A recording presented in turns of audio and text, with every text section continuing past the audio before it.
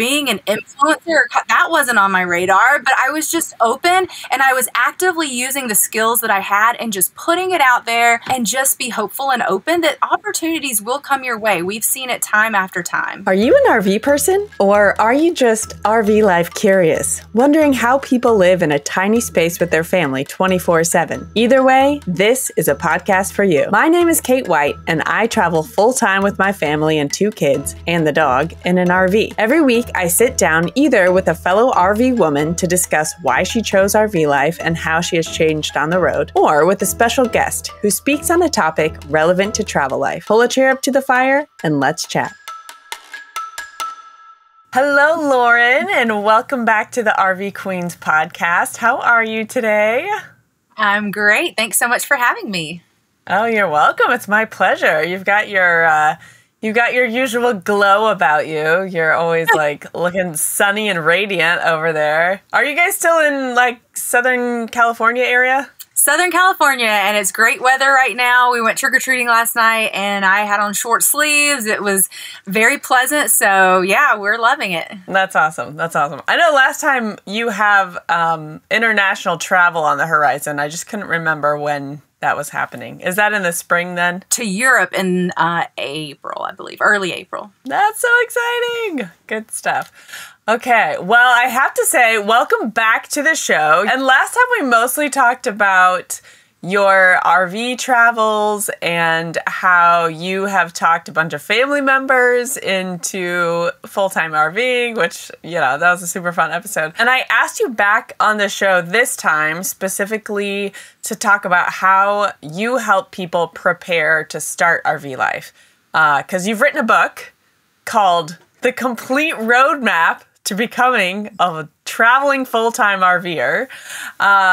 So we'll get into that in a minute. But before we do, for people that haven't listened to your other episode yet, give listeners like a quick background on where you came from, why you started RVing, and how long you guys have been on the road. Okay, so back in 2018, we were living in a house in a suburb of Atlanta, and we had a great life. We lived in a great neighborhood. Our kids were 5 and 7 at that point, and even though life was good, it was becoming increasingly more and more busy. So we had extracurricular activities. We had just all the things. It's just how life gets as you go through life and as your kids get older. And we just kind of said, I guess this is just normal. Our kids were going to school. They were growing further and further apart. They had been very, very close when they were younger at home with me.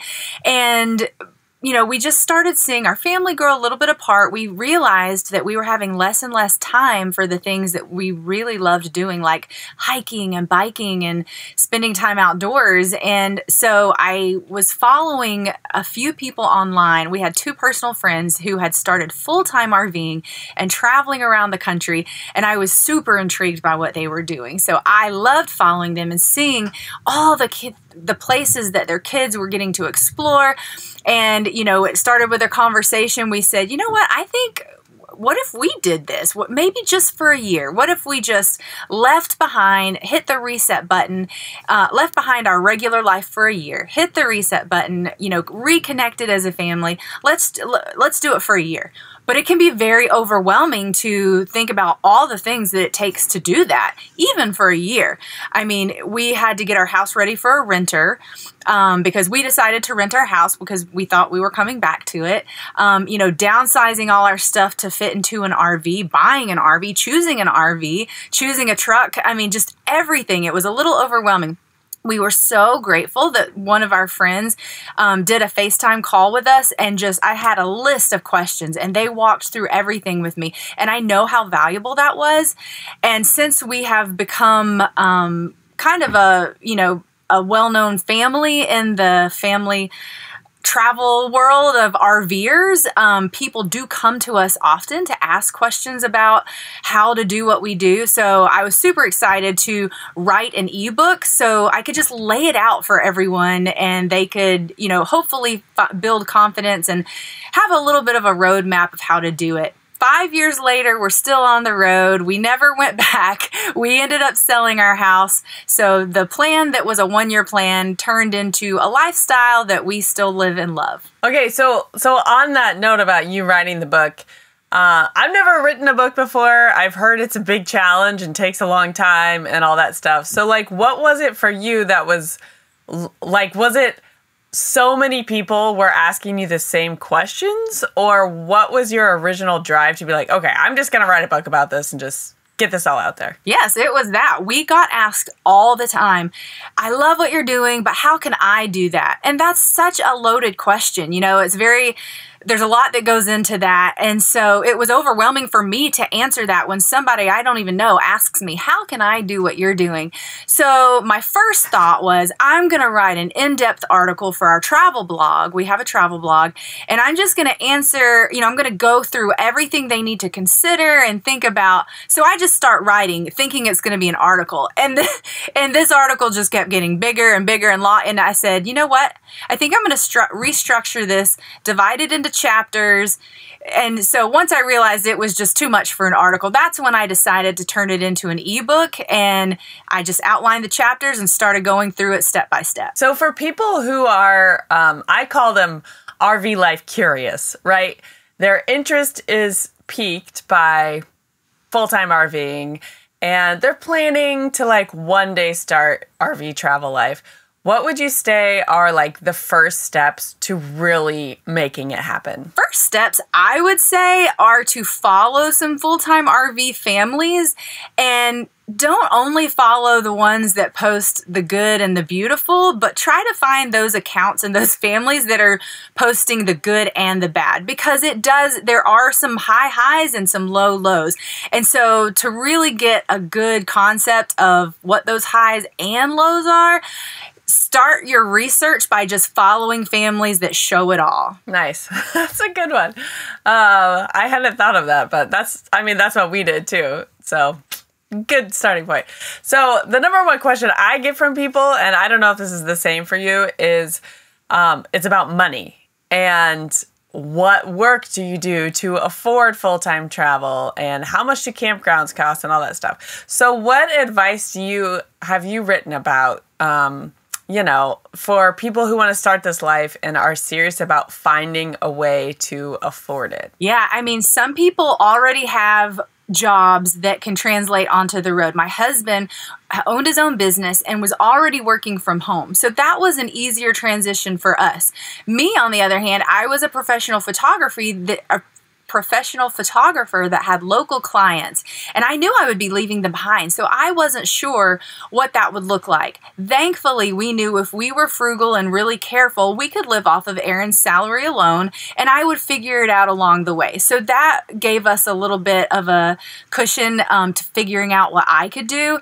And once we hit the road, I started a travel blog. I started documenting everything on social media and built up our brand, which became the Wanderpreneurs. And, I do content creation, I license photos and videos for marketing purposes and all that kind of stuff. So that was kind of born out of that.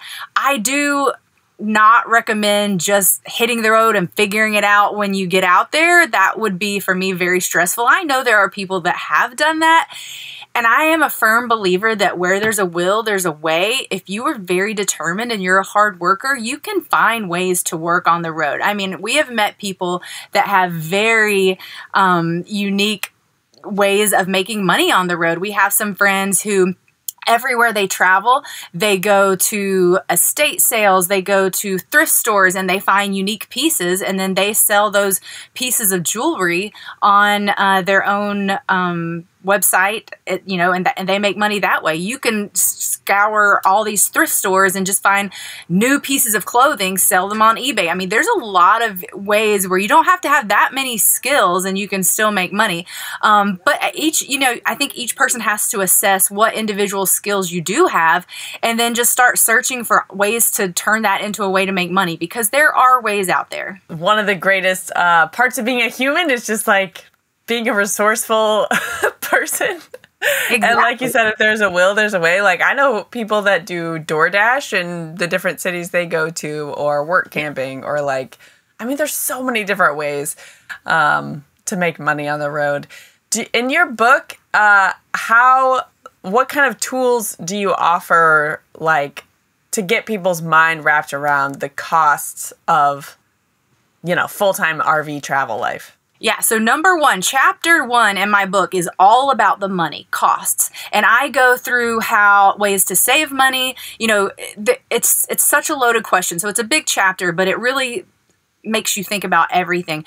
If you get a campground membership, that's a huge way to save money. We have a 1,000 Trails membership, and so it was an upfront cost for us, but now we stay for free at any of their parks. And that, coupled with boondocking, leaves us spending hardly nothing on campground costs. However, if you want these high-end RV resorts, your campground cost per month can be very expensive. So I kind of walk through all the different situations.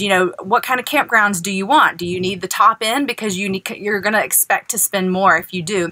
And I just talk about all the things that you need to consider, all the monthly costs. For us, since we travel and move often, we don't have utility bills. We're not paying for electric or water. That's something that the campgrounds provide. However, if you do want to choose monthly spots, sometimes monthly spots have an additional electric cost that you have to consider. So I really lay out in the book everything that you need to consider to figure out how much it's going to cost you to full-time RV. Some people sell their house and they have that cash that they can buy an RV and a vehicle with cash, so they have no RV payment, no truck payment.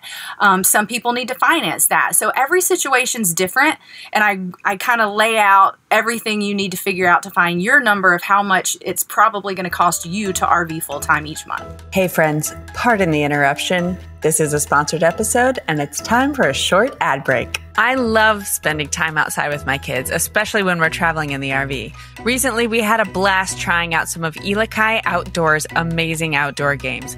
Their games are inspired by nature and are incredibly durable, which means you can create lasting memories with your loved ones. And the best part? They're carrying cases. They're compact enough to take on the road with you. Be sure to check them out at ilakai.com/RVqueens and use the code RVqueens10 to enjoy a discount of 10% off your order. So how about like the logistics of trip planning? What tools do you use and what do you talk about in your book for finding good campsites and navigating safe routes and all of those kind of logistics that people are worried about before they start? Yeah, that's a big one. Chapter 6 is called Planning Your Route. And so, everyone has a different travel style, and you might not know what yours is at first. Some people prefer to travel really quickly. Some people prefer to stay places longer, and you might need to test it out a little bit to figure that out. But I go over different apps. Campendium is a great app for finding camp spots. You can see photos and reviews of those camp spots. Like I said, if you're a 1,000 Trails member, that can dictate your route. That helps you kind of plan where you want to go. And then, when you start meeting families that you really connect with and click with, those families can determine, our friends are going here next. And it kind of gets easier the longer you do it, because at least for us, we love traveling with friends and going where our friends are going to be. And so then we kind of plan routes together, which is really nice. Do you want to walk us through, I know you've mentioned the 1st and the 6th chapter, but do you want to walk us through kind of the flow of your book and everything that you touch on? Yeah, definitely. So chapter 1 is all about the money. Like I said, we go through what you need to consider to try to figure out what your cost will be. Number 2 is downsizing. Downsizing can be very overwhelming. I mean, even though we were coming back to our house, we actually sold and gave away pretty much all of our furniture and stuff. It was pretty much used. I used to redo furniture. So I figured it was going to be cheaper for us to, if we came back, repurchase, used furniture and redo it again than to pay for storage. So I talk through those things. What's going to be your best method? Are you going to rent your house? Are you going to sell your house? What are you going to do with your stuff? So that talks through the process of downsizing. Chapter 3 is choosing the right RV. That we didn't know anything about RVing, so I talk about how we visited several RV dealerships just to walk through the different kinds. How old are your kids? What are your family's needs? And I kind of talk through choosing the best RV for your family. Number 4, what do I really need? That can be overwhelming because, people ask me that a lot too. Like, what do I really need to get started? What hoses do I need? What RV items do I really need? So I have a list with links of everything you need. And then there's also a list of things that are nice to have. Maybe this isn't a necessary thing, but these are items that have made RVing more enjoyable for us. Number 5 is taking care of business, the side of things like, where are we going to get mail? Where are we going? Where do we pay our taxes? What's our domicile state? So all of the business side of things that aren't necessarily the most fun things to figure out, I list all that so you can make sure you have all your ducks in a row. Number 6, planning your route, which we talked about. Chapter 7 is finding your travel style. Do you like to boondock? Do you want to try it out? Do you want to move quickly, slower? Chapter 8, working on the road. Most people, I would say, need to work on the road. So we talk about internet options. We talk about what work days look like. Where do we work in the RV? So we go through all that. Number 9, finding community on the road, which is huge. I feel like if that piece is missing from your RV journey, that could be a deal breaker. It is for a lot of people. Unfortunately, we still do hear that some people find it lonely on the road. So I really talk about the ways that we have built community even while traveling full time. Chapter 10 is what about the kids? We go through, different things about the kids. I think we're going to touch on that later too, because when we started, our kids were 5 and 7, and things were generally a little bit easier when they were 5 and 7. Now that they're preteens and my son's about to become a teen, things have changed a bit. And so we talk about that. Chapter 11, telling your friends and family, making the announcement, where you're about to do what? Because a lot of people don't get it. And a lot of people are met with a lot of resistance and pushback, unfortunately, from their friends and family that just don't understand. We thankfully had a great response from friends and family, even though they didn't fully understand it. But it kind of talks about how you can, present this to them and everything like that. Let's see. Chapter 12 is setting expectations. Like I said, a lot of the things you see online are the highs of full-time RV living, but there are some lows, and it is important to know what the challenges are. So we talk about that. Chapter 13 is etiquette for RVers. We had never RV'd before, so we didn't know. Man, that's a good one. Yeah, if you don't know what you don't know, and if you've never RV'd before, you don't know that it's, really bad to try to meet your neighbor when they're setting up. That's a really stressful time, Yes, but that's totally. So we talked about the etiquette. And then chapter 14 is a summary about the whole book, and chapter 15 is meet the authors. It tells a little bit more about us. So 15 chapters, it's really good information. It's really easy to read, and it has a lot of beautiful photos in it too. So that's a little overview of the book. Oh my gosh, you have got it covered. I wish I would have known about that book before we hit the road. I think the only book I found was it was probably 10 years old, and it was called Personal Finance for the RV Traveler or something. And that's that's as good as I can find. Oh, that sounds so helpful. Okay, so let's talk about your kids. You said they're getting tweens and teenage, now. And my kids are still pretty young. But if we decide to stay on the road long enough, I can definitely see how they might get a little jaded because they're in new, beautiful places all the time, or even tired of travel life. So how do you keep your kids engaged and excited about full-time travel? Yeah, so we realized as they were getting older, they did start to have more of an opinion about where we go, mainly based on who are we going to be with. Because as you get older, if you think back to when you were a preteen, your friends are everything, and they want to be with their friends, which I totally get. So we now make a point when we're route planning or trip planning to meet up with people that they really hit it off with. So they do have friends around. They're not going to be with all their friends all the time, but we do take that into account a lot because it is important for them. As my kids are getting older, their energy, they're not super high energy anymore. And so sometimes there's a lot of little kids knocking on our door. Oh, can your kids come out and play? And we have to have these conversations about it's okay to set boundaries. And if you need, my kids love to read and they love their downtime, and that's important for them to stay feeling happy and healthy. And so we have taught them about setting boundaries, and it's okay to say, no, I don't really feel like playing right now. I'm just going to have some alone time in my room, or I'm just going to read over here. And so it has been interesting to see how they have shifted and how our planning has shifted based on, I see it's important for you to have your friends. And so we're, some kids, older kids around, not always being with younger kids. So we do take that into account when route planning. Another thing that our kids started voicing after we had been on the road for a few years is they missed playing organized sports. Sports were really big in our family, and the first couple years we just traveled and never slowed down in order for them to be on any kind of a team. So we said, okay, since you guys have come to us and told us that this is important and something that you feel like you're missing from our old life, what we'll do is one season per year, and we chose the fall season, we will settle somewhere for 3 months and enroll you guys in sports. Our son plays baseball and our daughter plays soccer. We have found that fall sports are a little bit more laid back than spring sports.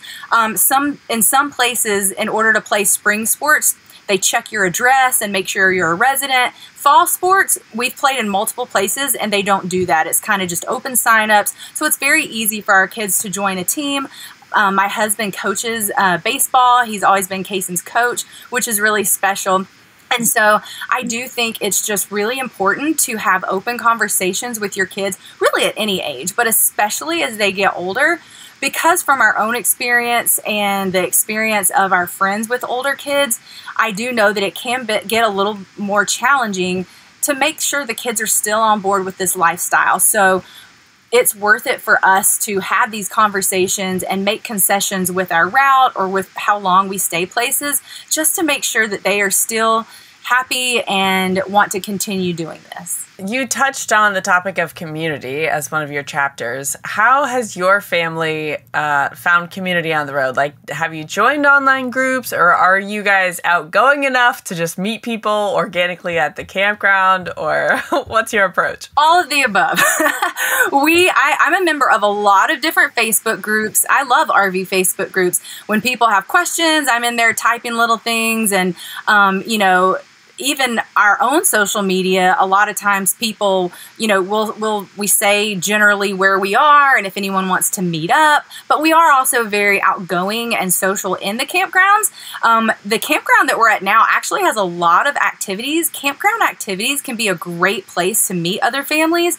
They had a huge Halloween party for Halloween. They'll have s'mores out by a big campfire next to the clubhouse. They have crafts. We meet people at the pool. We meet people. Aaron and I, at the end of the day, we like to sit outside, have a little happy hour drink after the workday's over, and people will walk their dogs and say hi and, just striking up conversations and meeting people. We love doing that. So, it was just Halloween and we knew several families in the campground. So we said, hey, why don't we get our kids together and trick or treat together in the campground, and then we'll go to a neighborhood together. And it was just such a good time. And all I did was just send a little message to 3 other families. Hey, you want to meet us here and we'll drive over to this neighborhood together? And we all had the best time. But if I had not sent that text out, that probably wouldn't have happened. So a lot of times being proactive is important, and just putting yourself, it's harder for some people. I do get that. Like, it's very easy for me to just send a text, hey, want to meet us? But if you really want those connections, then sometimes getting out of your comfort zone and just inviting someone along is what you have to do. I remember, so I've done like 2 international trips. These were before I had kids, by the way. And I remember someone telling me that extroverts have more fun, especially while traveling.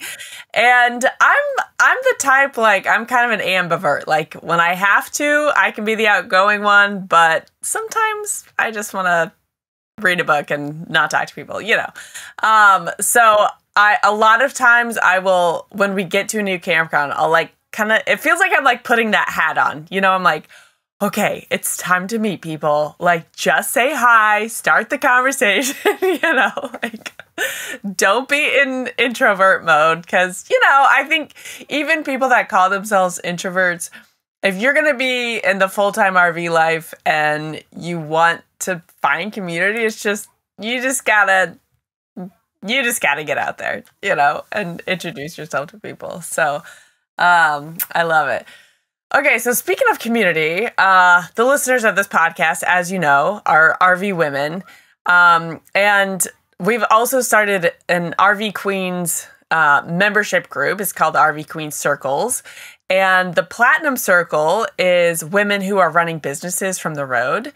And you mentioned that you started out as a photographer and then you kind of like morphed to being a blogger and a content creator and have made money from the road or on the road, like in lots of different ways.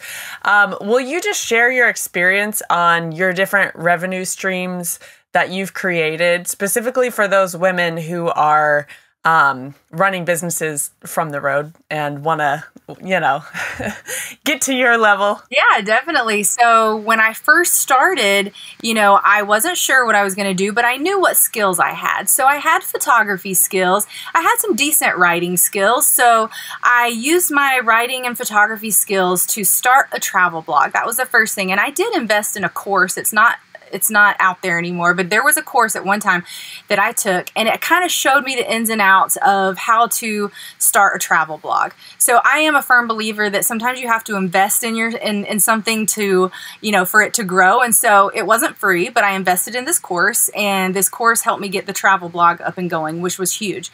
I also started posting consistently on Instagram. I was taking photos of what we were doing and also writing pretty lengthy captions, just putting it out there for people to see what we were doing. It caught between our blog and our Instagram, it caught the attention of two companies within the first few months on the road. They contacted me through Instagram and said, "Hey, we love what you're doing. We love your Instagram. Would you like to create content for us?" So I started writing for RV Repair Club and creating videos for them. And then RV Share, I was working for them for a while too, creating content for them. Those were the first two opportunities I got. And then, brand deals, other brands started reaching out. I was kind of figuring out, okay, how do I do this? And then I was made aware of another course by Christina McAvoy, the Insta Success. I took this other course and that just taught me what I should be charging. It was just such a great learning tool for me to take my business, which had become the Wanderpreneurs, to the next level. So through that, so that's one way. The Wanderpreneurs is how I make money, but it looks like different things. Since I have the blog, sometimes I'm writing sponsored blog posts, and so I get paid for writing blogs for my own blog. Sometimes I write articles for other websites, and that's a way that I get paid. Sometimes companies will come to me and say, "We have this product that would be a great fit for any traveler or RVer," and so we negotiate, and usually I try to put together a package deal. Okay, I'll do promotions for 3 months and it's going to be X amount each month and this is what I'll do for you. That's another way.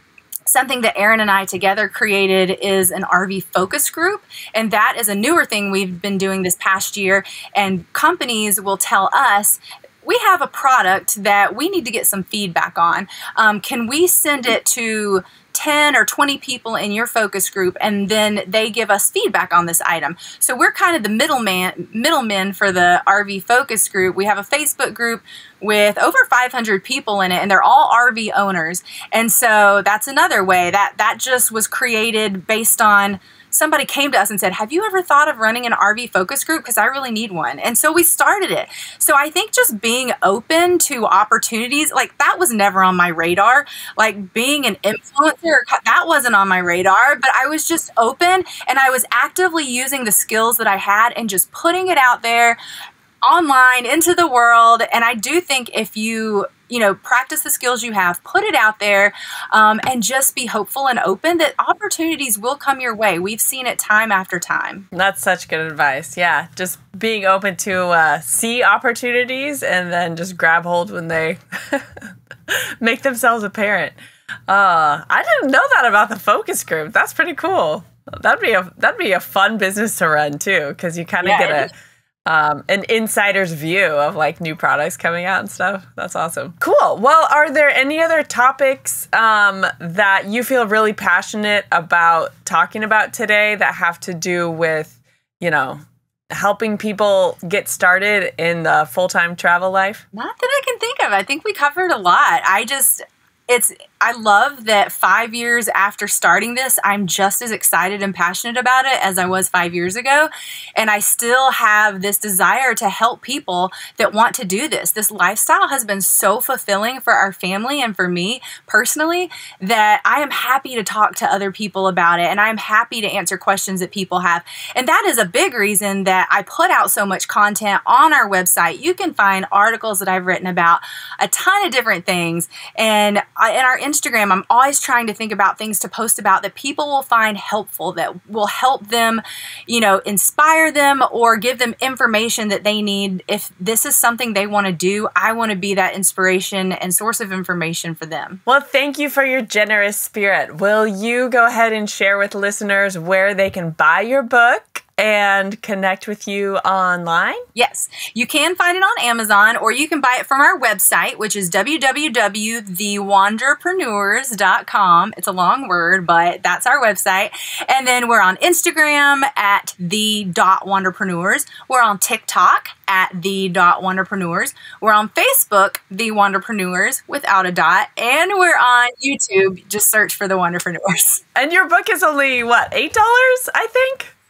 Yeah, $7.99.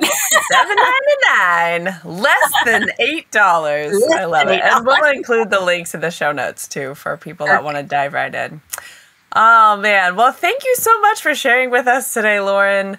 You are just like so generous and vivacious and such a wonderful person. So thank you for sharing with us. And hopefully I will see you on the road. Yes, that would be awesome. Thank you so much for inviting me back for a second time because I've really enjoyed it. You're welcome. It was my pleasure. All right. Bye-bye. All right, my friends. Thank you so much for tuning in to today's episode and for being my favorite part of RV life. If you could please like and subscribe on whatever platform you're listening on, that would be awesome. And listen, if you want to have conversations like I had on this episode with your fellow RV women, head to rvqueenspodcast.com/community and choose your RV Queen Circle today. All right, guys, I'll see you next week, or hopefully I will see you on the road. That's so exciting.